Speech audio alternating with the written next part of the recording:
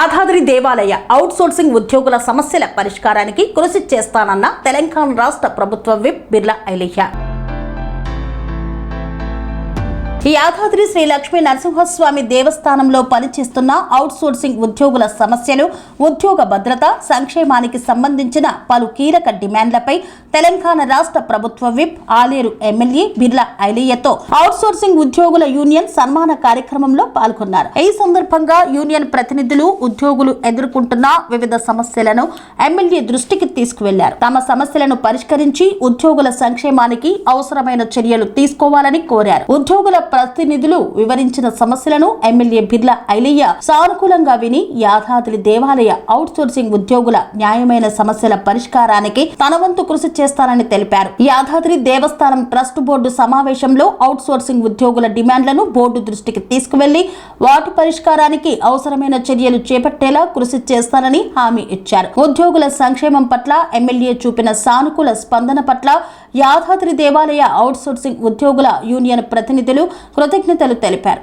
ఉద్యోగుల న్యాయమైన డిమాండ్ల పరిష్కారం కోసం ఎమ్మెల్యే తీసుకునే చర్యలకు తమ సంపూర్ణ సహకారం అందిస్తామని పేర్కొన్నారు. స్కిల్గా వచ్చేటట్టుగా తప్పకుండా నేను బాధ్యత తీసుకుంటా చెప్తా ఉన్నా. యారుట మన దేవస్థానం, మన ఏరియా ఉంది. మరి స్వామివారి కాలకాడ ఇక్కడ పుట్టిన బిడ్డలంగా మన తాత తండ్రుల నుంచి కూడా మన పూర్వీకుల నుంచి కూడా స్వామివారి సేవలో చాలామంది చేసిన వాళ్ళు ఉన్నారు. మరి ఇప్పుడు కొంత గత ప్రభుత్వం ఇక్కడ గుట్టను కట్టింది కానీ గుట్టలో సౌకర్యాలు కల్పించలే. మరి గౌరవ ముఖ్యమంత్రి లక్ష్యం మొన్ననే మీరు చూసిరు. ఈ ట్రస్ట్ బోర్డు విషయంలో రాజకీయాలకు అతీతంగా స్వామివారికి సేవ చేయాలి, స్వామివారికి నిధులు సేకరించి అవసరమైతే సిఎస్ఆర్ ఫండ్స్ తీసుకొచ్చి గుడికి డబ్బులు పెట్టి గుడిని డెవలప్ చేసి వచ్చే భక్తులకు, వచ్చే నలుగుళ్ళ స్వామివారి భక్తులకు సౌకర్యాలు కల్పించాలనే లక్ష్యంతో ఇవాళ ట్రస్ట్ బోర్డుని ఏర్పాటు చేసిండు. ఇది ఎంత పెద్ద ఘనత అంటే రాజకీయాలకు అతీతంగా అవసరమైతే 10 కోట్లు 20 కోట్లు సొంతంగా పెట్టే స్తోమత ఉండి అలాంటి వాళ్ళను ఇలా ధర్మకర్తలుగా వేస్తే ఇవాళ గుడికి పెద్ద ఎత్తున నిధులు సేకరించి ఇటు ప్రభుత్వ నిధులు, అక్కడ దాతల నిధులు, పెద్ద పెద్ద కంపెనీల నుంచి సిఎస్ఆర్ ఫండ్స్ తెచ్చి వచ్చే భక్తులకు ఎక్కువ అవకాశం ఇస్తే ఇంకో మనకి ఇక్కడ లోకల్ కింద స్వామివారి బతుకున్న స్వామివారిని నమ్ముకొని బతికే మనకు మన జీవనం గడిపే ఇక్కడ హోటల్ కానీ లేకపోతే లాడ్జీలు కానీ అవసరమైతే మన షాప్స్ కానీ ఎక్కువ వసతులు ఉంటే ఇలా ఉండడానికి వీలుంటుంది. మరి గత ప్రభుత్వం చేపట్టినటువంటి కార్యక్రమం వల్ల మీకు అందరు తెలుసు, ఆటో కార్మికుల పొట్టను కొట్టిరు, గుట్ట కింద షాపుల కార్మికుల పొట్టలను కొట్టిరు. మేము కొత్త షాపులు ఎందుకు కొత్త షాపులు ఇస్తారు? ఉన్న షాపులను ఉడిగం చేసి ఆ ఫ్లైఓవర్ కట్టడం వల్ల ఇవాళ 100-200 షాపులు పోయినాయి. షాపులు పోయిన వాళ్ళకి ఎక్కడో ఇస్తామంటే అది ఎక్కడ బతికే అవకాశం ఉంది? వచ్చే భక్తుడు 2 రోజులు 3 రోజులు ఇక్కడ ఉంటే ఆ రోజు నిద్ర చేస్తాడు, హోటల్లో పోయి టిఫిన్ చేస్తాడు, తెల్లారు స్నానం చేస్తే బట్టలు కొనుక్కుంటాడు, డ్రాయరు, బనీనో, టవలో, లేకపోతే పొద్దున్నే లేచి నాస్తకు హోటలో, మధ్యాహ్నం ఉంటే భోజనం చేస్తాడు. ఆ ఉండే భక్తుని కనీసం కొండపైన రూమ్ లేదు, ఉండమంటే ఎక్కడ ఉంటాడు? మళ్ళీ సిటీకి మన దగ్గర అయింది, రోడ్లు మంచిగా అయినాయి, పొద్దున వచ్చిందంటే సాయంత్రం గంట సేపట్లో దర్శనం చేసుకుంటాడు, వెళ్ళిపోతాడు.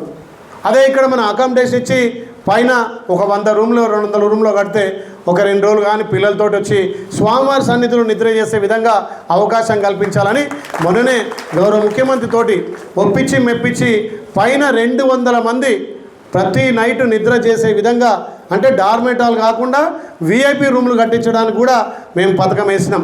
ఒక 1000 మంది అక్కడ స్వామిలో వాస్తవంగా చెప్పుకోవాలంటే ఉద్యోగాలకు చాలామంది ఉద్యోగాలు లేవు. ఎందుకంటే ఇక్కడ కంపెనీలు లేవు, ఎక్కడ ఫ్యాక్టరీలు లేవు, మాకు ఎక్కడ కూడా ఉద్యోగాలు చేయడానికి ఎక్కడ లేవు.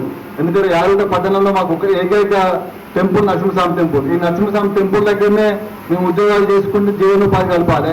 అలాంటి టైంలో ఏమవుతుంటే జీవనోపాధి కలుపుకోవడం కోసం మేము ఎన్నో అంటే దాదాపు నేను చిన్న చూస్తున్నాం 30-35 చేసినా కూడా వాళ్ళకు పర్మనెంట్ ఉద్యోగస్తులు పర్మనెంట్ అయిపోలేదు. ఎంతసేపు ఉన్న కాంటాక్ట్ చేస్తే 15-20 తోటి సరిపుచ్చుకునేట్టు చేస్తున్నారు. ఈ దేవస్థానం వాళ్ళంటే కాంట్రాక్ట్ బేసిక్ కాకుండా చాలా 15 నుంచి 20 సంవత్సరాల నుంచి అంతకుముందు చేసినప్పుడు ఎంత కాంట్రాక్ట్ ఫీల్డ్ రాకముందు గతంలో ఏంటంటే కాంట్రాక్ట్ రాకముందుకు దేవస్థానం వాళ్ళు డైరెక్ట్ ఇచ్చేది స్టార్టేజ్. అలాంటి ఉద్యోగస్తులు కానీ ఎన్ఎంఆర్గా లేకపోతే వాళ్ళ అవుట్సోర్సింగ్ కాకుండా ఎన్ఎంఆర్గా చేసుకుంటే బాగుంటుందని చెప్పి నేను చెప్తున్నాను. అంతేకాకుండా ఇక్కడ ఉన్నది ఏంటంటే ఈ లక్ష్మీనరసింహస్వామి టెంపుల్ దగ్గర మనం చేసేదంటే మనం ఒక 12 గంటలు ఇక్కడ ఉద్యోగం చేస్తున్నాం. ఎందుకంటే లేబర్ యాక్ట్ ప్రకారం మనం 8 గంటలు చేయాలి. 8 గంటలు చేసినా కూడా మన సరిపోయిన జీతం రావడం లేదు. ఎందుకంటే దాదాపు ఉదయం 3:30కు లేచి 4 గంటలకు దేవుని తలుపులు తీసినప్పుడు వీళ్ళు పొద్దునే పోయి గుడంతా సాఫ్ చేసి కడిగి తుడిచి వాళ్ళకు పాలు తెచ్చి అభిషేకాలు చేసి అభిషేకం చేసే కార్యక్రమాలకు వీళ్ళు ముందుండి ఒక బ్రాహ్మణుడు వచ్చి గుడి తీసే ముందు వీళ్ళు అక్కడ పనిచేస్తారన్న. అందుకోసం వీళ్ళని గుర్తించి ఏంటంటే వాళ్ళు ఎంత పొద్దున పోయి మా రాత్రి పనిలాగా పనిచేస్తారు కాబట్టి వీళ్ళందరినీ గుర్తించి మనం ఎన్నమాగా కానీ ఇంకా మనం ఏమో, ఎందుకంటే వాళ్ళకి పూర్తి నమ్మకం మా స్థానిక ఎమ్మెల్యే ఏదైనా చేస్తాడో ఆయన నమ్ముకుంటే మాకు పని అవుతుంది. ఎందుకంటే గతంలో ఎవరు చేయలేదు, కానీ ఇప్పుడన్నా మన బడుగు బలైన వర్గాలు